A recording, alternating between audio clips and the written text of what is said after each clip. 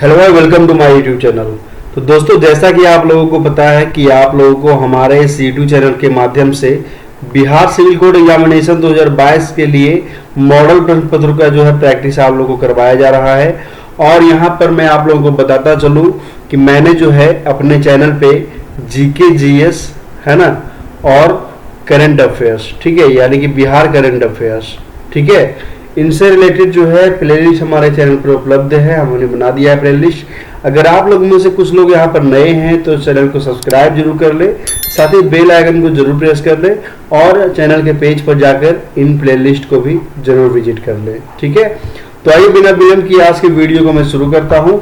आज का जो हमारा पहला प्रश्न है, देखिए, कहता है जुलाई 2022 में बिहार के समाज कल्याण मंत्री मदन साहनी के द्वारा बिहार में निम्नलिखित में से कितने नए आंगनबाड़ी केंद्र खोले जाने की बात कही गई है, ठीक है। इसका राइट आंसर हमारा ऑप्शन सी हो जाएगा। नेक्स्ट प्रश्न हमारा देखिए है, कहता है हाल ही में बिहार राज्य में मेडिकल और इंजीनियरिंग की तैयारी कर रही छात्राओं को बिहार सरकार के द्वारा फ्री में ऑनलाइन कोचिंग कराए जाने की घोषणा की गई है, ठीक है। और आप लोगों को यह बताना है कि यह व्यवस्था जो है निम्नलिखित में से कौन से वर्ग के छात्राओं के लिए किए जाएंगी। तो इसके बारे में मैं आप लोगों को थोड़ा सा यहाँ पे ब्रीफ कर दूं कि यह जो है व्यवस्था केवल पिछड़े वर्ग और अति पिछड़े वर्ग, है ना, इन दोनों वर्ग की छात्राओं को जो है मुफ्त में ऑनलाइन कोचिंग मुहैया कराई जाएंगे, ठीक है। इसलिए इसका राइट आंसर जो है हमारा ऑप्शन सी हो जाएगा, उपरयुक्त दोनों, ठीक है। चलिए अगले प्रश्न की ओर हम लोग बढ़ेंगे, जो कि इस प्रैक्टिस सेट का हमारा तीसरे नंबर का प्रश्न है। कहता है हाल ही में मुख्यमंत्री नीतीश कुमार की अध्यक्षता में हुई कैबिनेट बैठक में बिहार के निम्नलिखित में से कौन से स्थल को नगर निकाय के रूप में विकसित करने हेतु प्रस्ताव को मंजूरी दी गई है। तो ये जो सभी स्थल आप लोग यहाँ पर देख रहे हैं, है ना, पर्यटन और तीर्थ स्थल, पहाड़ी क्षेत्र और मंडी शहरों को जो है, इन सभी स्थलों को जो है नगर निकाय के रूप में विकसित करने के लिए प्रस्ताव की मंजूरी दी गई है। इसलिए इसका राइट आंसर हमारा ऑप्शन डी हो जाएगा, उपरयुक्त सभी, है ना। नेक्स्ट प्रश्न जो है हमारा कहता है हाल ही में बिहार के रोहतास में निम्नलिखित में से किन्हें राष्ट्रपति पुलिस सराहनीय सेवा मेडल से सम्मानित किया गया है, ठीक है। तो दीपक कुमार पोद्दार, व्यास प्रसाद और बसंत कुमार, ये तीनों को जो है राष्ट्रपति पुलिस सराहनीय सेवा मेडल सम्मानित किया गया है। इसलिए इसका राइट आंसर जो है हमारा ऑप्शन डी हो जाएगा, उपरयुक्त सभी, है ना। चलिए नेक्स्ट प्रश्न की ओर हम लोग बढ़ेंगे, जो कि इस प्रैक्टिस सेट का हमारा देखिए 5 नंबर का क्वेश्चन है। कहता है हाल ही में निम्नलिखित में से किनका चयन विधान परिषद के सभापति के रूप में किया गया है। देवेश चंद्र ठाकुर को जो है बिहार विधान परिषद के सभापति के रूप में चयन किया गया है ना। इसलिए इसका राइट आंसर हमारा ऑप्शन ए हो जाएगा। अगला जो प्रश्न है हमारा देखिए यहाँ पर 6 नंबर का है। कहता है हाल ही में निम्नलिखित में से किन्हें साहित्य अकादमी का बाल साहित्य पुरस्कार 2022 देने की घोषणा की गई है, ठीक है। तो यहाँ पर मैं आप लोगों को बताता चलूं, जफर कमाली और डॉक्टर वीरेंद्र झा, इन दोनों को जो है साहित्य अकादमी का बाल साहित्य पुरस्कार 2022 देने की घोषणा की गई है, ठीक है। इसलिए इसका राइट आंसर जो है हमारा ऑप्शन सी, उपरयुक्त दोनों हो जाएगा, है ना। चलिए अगले प्रश्न को हम लोग देखेंगे, जो कि इस प्रैक्टिस सेट का हमारा 7 नंबर का प्रश्न है। कहता है हाल ही में डॉक्टर वीरेंद्र झा को बाल साहित्य पुरस्कार 2022 देने की घोषणा की गई है, जैसा कि मैंने अपने पिछले प्रश्न में आप लोगों को बताया है। और आप लोगों को यह बताना है कि उन्हें यह पुरस्कार निम्नलिखित में से कौन से कथा के लेखन के लिए प्रदान किया जाएगा, ठीक है। तो यहाँ पर जो है इसका राइट आंसर हमारा ऑप्शन बी हो जाएगा, उड़न छू, ठीक है। अगला जो प्रश्न है हमारा 8वें नंबर का, यह भी कुछ इसी तरह का है। कहता है हाल ही में जफर कमाली को बाल साहित्य पुरस्कार 2022 देने की घोषणा की गई है। उन्हें यह पुरस्कार निम्नलिखित में से कौन से कथा के लेखन के लिए प्रदान किया जाएगा। तो इसका जो है राइट आंसर हमारा हो जाएगा हौसलों की उड़ान, है ना। इसी के लेखन के उपलक्ष्य में जो है इन्हें यह पुरस्कार प्रदान किया जाना है। इसलिए इसका राइट आंसर हमारा ऑप्शन ए हो जाएगा, ठीक है। चलिए अगले प्रश्न की ओर हम लोग बढ़ेंगे, जो कि इस प्रैक्टिस सेट का हमारा 9वें नंबर का प्रश्न है। कहता है निम्नलिखित में से किनके द्वारा इस्तीफा दिए जाने के पश्चात अगस्त 2022 में अवध बिहारी चौधरी का चयन नए विधानसभा अध्यक्ष के रूप में किया गया है, ठीक है। आप लोग यहाँ पर ध्यान दीजिएगा, हमने जो अपने पिछले प्रश्न में बताया है वो बिहार विधान परिषद के बारे में बात किया है और यहाँ पर जो है बिहार विधानसभा के अध्यक्ष के बारे में बात कर रहा है। ठीक है, तो विजय कुमार सिन्हा के द्वारा जो है इस्तीफा दिए जाने के पश्चात अवध बिहारी चौधरी का चयन विधानसभा अध्यक्ष के रूप में किया गया है। ठीक है, इसलिए इसका राइट आंसर हमारा ऑप्शन ए हो जाएगा। अगले प्रश्न को हम लोग देखेंगे जो कि इस प्रैक्टिस सेट का हमारा 10वें नंबर का प्रश्न होने वाला है और यह देखिए कहता है श्री अवध बिहारी चौधरी का नए विधानसभा अध्यक्ष के रूप में क्रम क्या है। ठीक है, तो इनका क्रम जो है मैं आप लोग बता दूं 17वां है ना, इसलिए इसका राइट आंसर जो है ऑप्शन सी हो जाएगा। ठीक है, चलिए तो आज का जो हमारा पहला प्रश्न है देखिए कहता है बिहार में आपराधिक घटनाओं में शामिल अभियुक्तों के साथ शराबबंदी कानून का उल्लंघन करने वालों की गिरफ्तारी के लिए निम्नलिखित में से कौन सा ऑपरेशन जो है चलाया जा रहा है। चलिए बहुत ही बढ़िया प्रश्न, और आप लोग भी अगर इसे अटेम्प्ट करना चाहे तो इन ऑप्शन के आधार पर आप लोग कर सकते हैं और अपना राइट आंसर में कमेंट बॉक्स में आप लोग बता सकते हैं। तो इसका राइट आंसर जो है हमारा ऑप्शन ए हो जाएगा, ऑपरेशन प्रहार जो है चलाया जा रहा है ना, आपराधिक घटनाओं में शामिल अभियुक्तों और शराबबंदी कानून का उल्लंघन करने वालों की गिरफ्तारी के लिए। ठीक है, और यह जो है ऑपरेशन प्रहार बिहार पुलिस मुख्यालय के द्वारा चलाया जा रहा है। आप लोग याद रखिएगा, आप लोगों से पूछ दिया जाए कि किनके द्वारा यह ऑपरेशन चलाया जा रहा है तो आप लोग यहाँ पर ध्यान पूर्वक देखिएगा, है ना, बिहार पुलिस मुख्यालय। ठीक है, इन्हीं के द्वारा जो है यह ऑपरेशन चलाया जा रहा है। ठीक है, चलिए नेक्स्ट प्रश्न जो है हमारा यहाँ पर देखिए दूसरे नंबर का है, कहता है मई 2022 में बिहार के ऋतिक आनंद ने ब्राजील में स्वर्ण पदक जीता है। ठीक है, वे बिहार के निम्नलिखित में से किस स्थान के निवासी हैं, है ना। तो ये जो है ऋतिक आनंद, ठीक है, ऋतिक आनंद जो है वो वैशाली के निवासी हैं और इसीलिए जो है इसका राइट आंसर हमारा ऑप्शन सी हो जाएगा। अगले प्रश्न को हम लोग देखेंगे जो कि हमारे तीसरे नंबर का प्रश्न है प्रैक्टिस सेट का, कहता है हाल ही में बिहार के ऋतिक आनंद ने ब्राजील में स्वर्ण पदक जीता है। जैसा कि मैंने अभी अपने पिछले प्रश्न में आप लोगों को बताया है, उन्होंने यह पदक किस खेल में जीता है। ठीक है, चलिए तो उन्हें जो है यह पदक 24वें समर डेफ बैडमिंटन ओलंपिक के लिए जो है दिया गया है ना। इसी खेल में जो है उन्होंने जीत हासिल किया है और इसीलिए उन्हें जो है स्वर्ण पदक दिया गया है, तो इसलिए इसका राइट आंसर हमारा ऑप्शन ए हो जाएगा, है ना। चलिए नेक्स्ट प्रश्न हमारा फोर्थ नंबर का है, यहाँ पर कहता है हाल ही में बिहार के मुख्यमंत्री नीतीश कुमार के द्वारा देश के पहले पशु विज्ञान विश्वविद्यालय का शिलान्यास किया गया है और आप लोगों को बताना है कि यहाँ पे इस विश्वविद्यालय का निर्माण बिहार के किस जिले में किया जा रहा है। ठीक है, तो देश का जो पहला पशु विज्ञान विश्वविद्यालय है ना, उसका निर्माण जो है पटना में किया जा रहा है। ठीक है, इसलिए इसका राइट आंसर हमारा ऑप्शन सी हो जाएगा, है ना। चलिए अगले प्रश्न की ओर हम लोग बढ़ेंगे जो कि इस प्रैक्टिस सेट का हमारा 5 नंबर का प्रश्न है, कहता है बिहार में स्कूली शिक्षा में डिजिटल टेक्नोलॉजी को प्राथमिकता के आधार पर बढ़ावा देने के लिए, है ना, कौन से पोर्टल का शुभारंभ किया गया है। ठीक है, तो फिलो पोर्टल का जो है शुभारंभ किया गया है ना, बिहार में स्कूली शिक्षा में डिजिटल टेक्नोलॉजी को बढ़ावा देने के उद्देश्य से। ठीक है, इसलिए इसका राइट आंसर हमारा जो है ऑप्शन बी हो जाएगा। ठीक है, चलिए 6 नंबर के प्रश्न को हम लोग देखेंगे अब, कहता है राष्ट्रीय परिवार स्वास्थ्य सर्वेक्षण 5 से संबंधित जारी की गई रिपोर्ट के अनुसार घरेलू हिंसा के मामले में बिहार निम्नलिखित में से कौन से स्थान पे है। ठीक है, तो बिहार जो है वो दूसरे स्थान पे है इस मामले में। ठीक है, इसलिए इसका राइट आंसर हमारा ऑप्शन बी हो जाएगा यहाँ पे, है ना। अगले प्रश्न की ओर हम लोग बढ़ेंगे जो कि इस प्रैक्टिस सेट का हमारा 7 नंबर का प्रश्न है, कहता है बिहार में स्कूली शिक्षा में डिजिटल टेक्नोलॉजी को प्राथमिकता के आधार पर बढ़ावा देने के लिए फिलो पोर्टल का शुभारंभ कौन कौन से विद्यालयों के लिए की गई है। ठीक है, तो राजकीय माध्यमिक विद्यालय, है ना, और उच्च माध्यमिक विद्यालय के लिए जो है इस पोर्टल का प्रारंभ किया गया है, इसलिए इसका राइट आंसर जो है हो जाएगा उपर्युक्त दोनों, यानी कि ऑप्शन सी। और यह जो फिलो पोर्टल है इसका एक एप्लीकेशन भी होगा, मोबाइल ऐप, है ना, और यह कैसे काम करेगा, ठीक है, इसके बारे में मैं आप लोगों को बता दूं। यहां पर जो है इस ऐप के माध्यम से स्टूडेंट्स जो भी क्वेश्चन को जो है पूछेंगे, है ना, और उसके 60 सेकेंड के अंदर, ठीक है, 60 सेकेंड के अंदर जो है एक एजुकेटर जो है वहां पर जुड़ के उन स्टूडेंट्स को उन सवालों को हल करने के जो है तरीके बताएंगे। ठीक है, तो ये बहुत ही बढ़िया जो है कदम है बिहार सरकार का स्कूली शिक्षा को डिजिटलाइज करने के लिए, है ना। नेक्स्ट प्रश्न हमारा जो है यहाँ पर 8वें नंबर का है, कहता है फेलो पोर्टल का शुभारंभ निम्नलिखित में से किनके द्वारा की गई थी। ठीक है, तो इसका जो है शुभारंभ विजय कुमार चौधरी जो कि बिहार के एजुकेशन मिनिस्टर हैं, है ना, इन्हीं के द्वारा जो है की गई है इसका शुभारंभ, इसलिए इसका राइट आंसर हमारा ऑप्शन डी हो जाएगा। ठीक है, चलिए अगले प्रश्न की ओर हम लोग बढ़ेंगे जो कि इस प्रैक्टिस सेट का हमारा 9वें नंबर का प्रश्न है। कहता है बिहार में निवेशकों को आकर्षित करने के उद्देश्य से बिहार इन्वेस्टर समिट 2022 का आयोजन निम्नलिखित में से कहां किया गया है।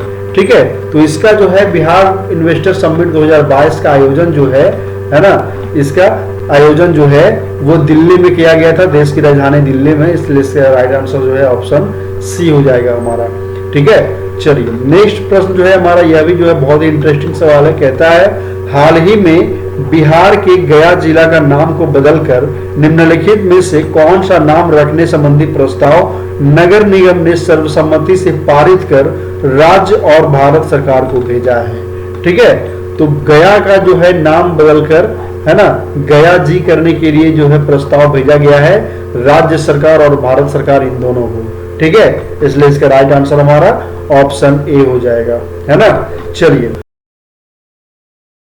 आज का जो हमारा पहला प्रश्न होने वाला है, देखिए कहता है कैग की रिपोर्ट के अनुसार वित्तीय वर्ष 2021-22 में बिहार में कुल कितने राजकोषीय घाटा को दर्ज किया गया है ना। Very important question. ठीक है, ये जो है बिल्कुल करेंट से रिलेटेड प्रश्न है, तो आप लोग यहाँ पर बिल्कुल ध्यान पूर्वक देखेंगे, है ना। तो इसका जो है हमारा राइट आंसर हो जाएगा ऑप्शन ए, यानी कि 29,827 करोड़ रुपए का जो है राजकोषीय घाटा दर्ज किया गया है कैग की रिपोर्ट 2021-22 के अनुसार, है ना। नेक्स्ट प्रश्न जो है हमारा यहाँ पर देखिए दूसरे नंबर का है। कहता है हाल ही में आयुष्मान भारत जन आरोग्य योजना के तर्ज पर राज्य के सभी राशन कार्डधारियों के लिए निम्नलिखित में से क्या मुफ्त में दिए जाने की घोषणा की गई है ना। तो यहाँ पर देखिए आप लोगों को 4 ऑप्शन मिलेंगे। अगर आप लोग भी चाहें तो इसे अटेम्प्ट करते हुए अपना राइट आंसर हमें कमेंट में बता सकते हैं। ठीक है, तो इसका राइट आंसर मैं आप लोगों को बता दूं हो जाएगा ऑप्शन बी, यानी कि सभी राशन कार्डधारियों को जो है मुफ्त में इलाज मुहैया कराए जाने की घोषणा की गई है आयुष्मान भारत जन आरोग्य योजना के तर्ज पर। ठीक है, अगले प्रश्न की ओर हम लोग बढ़ेंगे जो कि इस प्रैक्टिस सेट का हमारा तीसरे नंबर का प्रश्न है। कहता है बिहार में होने वाले जलवायु परिवर्तन के बारे में अध्ययन के लिए बिहार के निम्नलिखित में से कौन से जिले में क्लाइमेट चेंज लर्निंग लैब का उद्घाटन किया गया है ना। तो इसका जो है उद्घाटन पटना में किया गया है। ठीक है, इसलिए इसका राइट आंसर हमारा ऑप्शन सी हो जाएगा। नेक्स्ट प्रश्न हमारा देखिए 4th नंबर का है और यह कहता है जुलाई 2022 में एनएफएसए के लिए जारी की गई राज्य रैंकिंग सूचकांक के पहले संस्करण में बिहार को देश में निम्नलिखित में से कौन सा स्थान प्राप्त हुआ है। यहाँ ध्यान देने योग्य बात है, यहाँ पे फर्स्ट एडिशन की बात कर रहा है, पहले संस्करण की बात कर रहा है। ठीक है, तो इसका जो है राइट आंसर मैं आप लोगों को बता दूं हो जाएगा ऑप्शन डी, 7वां जो है बिहार को स्थान प्राप्त हुआ है इसके तहत, है ना। और फर्स्ट स्थान पर जो है वो उड़ीसा है, आप लोग याद रखिएगा, है ना। अगले प्रश्न की ओर हम लोग बढ़ेंगे जो कि इस प्रैक्टिस सेट का हमारा 5वें नंबर का क्वेश्चन होने वाला है। कहता है हाल ही में केंद्रीय खाद्य मंत्री पशुपति कुमार पारस के द्वारा बिहार के उद्योग मंत्री के साथ बैठक के दौरान बिहार में फूड प्रोसेसिंग संस्थान खोलने की बात कही गई है ना। यह प्रोसेसिंग संस्थान निम्नलिखित में से कौन से योजना के तहत खोले जाएंगे। ठीक है, तो यह जो है फूड प्रोसेसिंग संस्थान वो प्रधानमंत्री किसान संपदा योजना के तहत जो है खोलने जाने की बात कही गई है, इसलिए इसका राइट आंसर हमारा ऑप्शन ए हो जाएगा। अगले प्रश्न की ओर हम लोग बढ़ेंगे जो कि इस प्रैक्टिस सेट का हमारा 6 नंबर का प्रश्न है। कहता है हाल ही में भारतीय राष्ट्रीय राजमार्ग प्राधिकरण के द्वारा बिहार में निम्नलिखित में से कहां तक एलिवेटेड कॉरिडोर के निर्माण के लिए निविदा की गई है। ठीक है, तो इसका जो है निविदा दानापुर रेलवे स्टेशन से लेकर बिहटा के ईएसआई मेडिकल कॉलेज तक के लिए की गई है और इसकी कुल लंबाई जो है वो 21 किलोमीटर का लक्ष्य है ना। इसलिए इसका राइट आंसर हमारा जो है वो ऑप्शन ए हो जाएगा। ठीक है, अगले प्रश्न को हम लोग देखेंगे जो कि इस प्रैक्टिस सेट का हमारा 7वें नंबर का प्रश्न है। कहता है बिहार सरकार के द्वारा राज्य के किसानों को प्रति लीटर डीजल पर निम्नलिखित में से कितने रुपए अनुदान के रूप में दिए जाने की घोषणा की गई है। ठीक है, तो यहाँ पर जो है मैं आप लोगों को बता दूं, बिहार सरकार के द्वारा राज्य के किसानों को डीजल पर अनुदान देने की घोषणा की गई है और उसकी जो सुनिश्चित की गई राशि है वो 60 रुपए प्रति लीटर है। ठीक है, प्रति लीटर जो है 60 रुपए की दर से अनुदान के रूप में किसानों को दिया जाएगा, है ना। अगले प्रश्न को हम लोग देखेंगे जो कि इस प्रैक्टिस सेट का हमारा 8वें नंबर का प्रश्न है। कहता है जुलाई 2022 में जारी इंडिया इनोवेशन इंडेक्स में बिहार को निम्नलिखित में से कौन सा स्थान प्राप्त हुआ है। ठीक है, तो यहाँ पर मैं आप लोगों को बता दूं, बिहार को जो है इस इंडिया इनोवेशन इंडेक्स में बिहार को 15वां स्थान प्राप्त हुआ है। ठीक है, और फर्स्ट स्थान पर मैं आप लोगों को बताता चलूं कर्नाटक है, सेकेंड पर जो है तेलंगाना है और थर्ड पर हरियाणा है। ठीक है, आप लोग याद रखिएगा। तो अब हम लोग अपने अगले प्रश्न की ओर बढ़ेंगे जो कि इस प्रैक्टिस सेट का हमारा 9वें नंबर का प्रश्न है। कहता है इंडिया इनोवेशन इंडेक्स में बिहार को निम्नलिखित में से कितना अंक प्राप्त हुआ है। तो जैसा कि मैंने आप लोगों को अभी अभी अपने पिछले प्रश्न में बताया है कि बिहार को जो है 15वां स्थान प्राप्त हुआ है। तो इस प्रश्न में अंक की बात हो रही है ना। तो अंक जो है बिहार को 58 यानी कि 58 मिले हैं, है ना। इसलिए इसका राइट आंसर हमारा ऑप्शन डी हो जाएगा। चलिए अगले प्रश्न को हम लोग देखेंगे जो कि इस प्रैक्टिस सेट का हमारा 10वें नंबर का प्रश्न है और यह आखिरी प्रश्न है इस प्रैक्टिस सेट का। कहता है हाल ही में Bihar state tourism development corporation के प्रबंध निदेशक कंवल तनुज ने मुजफ्फरपुर के डीएम को निम्नलिखित में से किसे पर्यटन स्थल के रूप में विकसित करने हेतु पत्र भेजा है ना। तो Bihar state tourism development corporation के एमडी के द्वारा जो है कटरा स्थित चामुंडा मंदिर को पर्यटन स्थल के रूप में विकसित करने के लिए, है ना, मुजफ्फरपुर के डीएम को पत्र लिखा गया है। और इसका जो पहला प्रश्न है देखिए आपके स्क्रीन पर, बहुत ही बढ़िया प्रश्न। देखिए कहता है बिहार में ई संजीवनी पोर्टल की शुरुआत निम्नलिखित में से कब की गई है। ठीक है, ई संजीवनी पोर्टल आप लोग ध्यानपूर्वक यहाँ पर देखते चलिएगा, है ना। तो बिहार में जो है ई संजीवनी पोर्टल की शुरुआत फरवरी 2021 में की गई है। नेक्स्ट जो प्रश्न है हमारा यहाँ पर देखिए कहता है ई संजीवनी पोर्टल निम्नलिखित में से किससे संबंधित है ना। यहाँ पर देखिए स्वास्थ्य, शिक्षा, खेल, सरकारी कार्य। ठीक है, चलिए तो इसका जो है राइट आंसर हमारा ऑप्शन ए हो जाएगा। ई संजीवनी पोर्टल जो है वो स्वास्थ्य से संबंधित है ना। इसके थ्रू जो है इस पोर्टल के थ्रू स्वास्थ्य संबंधित सुविधा जो है मुहैया कराई जाती है ना। इसलिए इसका राइट आंसर हमारा ऑप्शन ए हो जाएगा। ठीक है, चलिए अब हम लोग अपने अगले प्रश्न की ओर बढ़ेंगे। कहता है देखिए हाल ही में बिहार के हरिनारायण सिंह के द्वारा निम्नलिखित में से किस राज्य से प्रोत्साहित होकर बिहार विधानसभा में ई विधान प्रणाली लागू करने की बात कही गई है। ठीक है, ई विधान प्रणाली, है ना। ये हरिनारायण सिंह जो है हिमाचल प्रदेश के विधानसभा में लागू ई विधान प्रणाली से इंस्पायर होकर जो है इन्होंने बिहार विधानसभा में ई विधान प्रणाली लागू करने की बात कही है। ठीक है, अब हम लोग अपने अगले प्रश्न को देखेंगे। कहता है बिहार विधानसभा में ई विधान प्रणाली लागू करने संबंधी सुझाव देने वाले हरिनारायण सिंह निम्नलिखित में से किस पद पर हैं। ठीक है, तो वो जो है लोक उपक्रम समिति के सभापति हैं हरिनारायण सिंह। इसलिए इसका राइट आंसर हमारा ऑप्शन बी हो जाएगा यहाँ पे, है ना। चलिए अगले प्रश्न की ओर हम लोग बढ़ेंगे। अब कहता है मई 2022 में बिहार में वस्त्र व चर्म उद्योग के क्षेत्र में एक हब के रूप में स्थापित करने के उद्देश्य से बिहार के मुख्यमंत्री श्री नीतीश कुमार जी के द्वारा निम्नलिखित में से कौन सी नीति को लागू करने संबंधी प्रस्ताव को मंजूरी दी है। ठीक है, तो उन्होंने जो है वस्त्र और चर्म उद्योग के क्षेत्र में औद्योगिक निवेश प्रोत्साहन नीति को लागू करने संबंधी प्रस्ताव की मंजूरी दी है। इसलिए इसका राइट आंसर हमारा ऑप्शन ए हो जाएगा। ठीक है, चलिए अगला जो प्रश्न है हमारा यहाँ पर देखिए कहता है बिहार में वस्त्र व चर्म उद्योग में निवेश करने वाले इच्छुक उद्यमियों को राज्य सरकार के द्वारा निम्नलिखित में से कितनी राशि अनुदान के रूप में दिए जाने की घोषणा की गई है।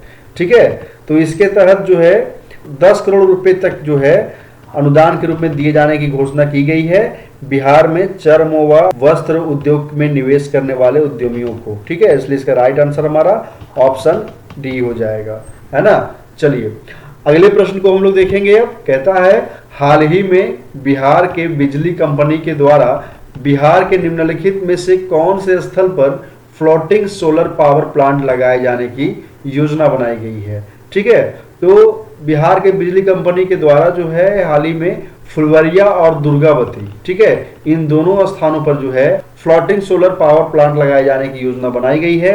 इसलिए इसका राइट आंसर हमारा ऑप्शन सी हो जाएगा, उपर्युक्त दोनों, है ना।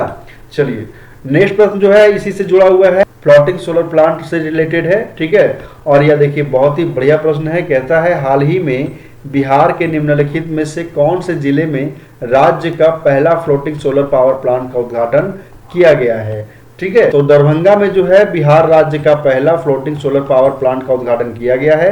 इसलिए इसका राइट आंसर हमारा ऑप्शन डी हो जाएगा। अब हम लोग अपने नेक्स्ट प्रश्न की ओर बढ़ेंगे, जो कि इस प्रैक्टिस सेट का हमारा देखिए 9 नंबर का प्रश्न है। कहता है हाल ही में बिहार के दरभंगा जिले में राज्य का पहला फ्लोटिंग सोलर पावर प्लांट का उद्घाटन किया गया है। ठीक है, और आप लोगों से आपको पूछा गया है कि इसकी क्षमता निम्नलिखित में से कितनी है।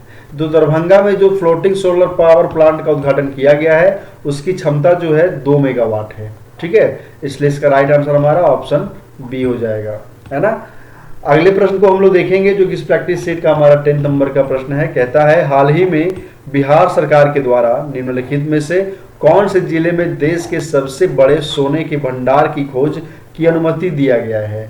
ठीक है, तो बिहार के जमुई जिला में जो है देश के सबसे बड़े सोने के भंडार की खोज की अनुमति दी गई है बिहार सरकार के द्वारा। इसलिए इसका राइट आंसर हमारा ऑप्शन ए हो जाएगा। आज का जो हमारा पहला प्रश्न है, देखिए कहता है, बहुत ही बढ़िया प्रश्न है आपके स्क्रीन पर। देखिए कहता है हाल ही में प्रसिद्ध लोक कलाकार तथा पद्मश्री अवार्ड से सम्मानित राजचंद्र मांझी का निधन हो गया, है ना। वे बिहार के निम्नलिखित में से कौन से जिले के रहने वाले थे। ठीक है, देखिए तो ये जो है सारण के निवासी थे। ठीक है, सारण जिले के रहने वाले थे। इसलिए इसका राइट आंसर हमारा ऑप्शन सी हो जाएगा, है ना। नेक्स्ट प्रश्न जो है हमारा देखिए यहाँ पर सेकंड नंबर का है। कहता है हाल ही में बिहार के मुख्यमंत्री श्री नीतीश कुमार के द्वारा बिहार के पहले और देश के सबसे लंबे रबर डैम का उद्घाटन किया गया है ना। यह बिहार के निम्नलिखित में से कौन से जिला में निर्मित है। ठीक है, पहले रबर डैम। अब यहाँ पर जो है प्रश्न उठता है कि रबर डैम जो है इसका नाम क्यों दिया गया है। ठीक है, तो यहाँ पर मैं आप लोगों को बताता चलूं, जो डैम की जो दीवार होती है ना, इसमें जो कंक्रीट के स्थान पर रबर का इस्तेमाल किया गया है। ठीक है, इसलिए इसका जो है रबर डैम का नाम दिया गया है ना।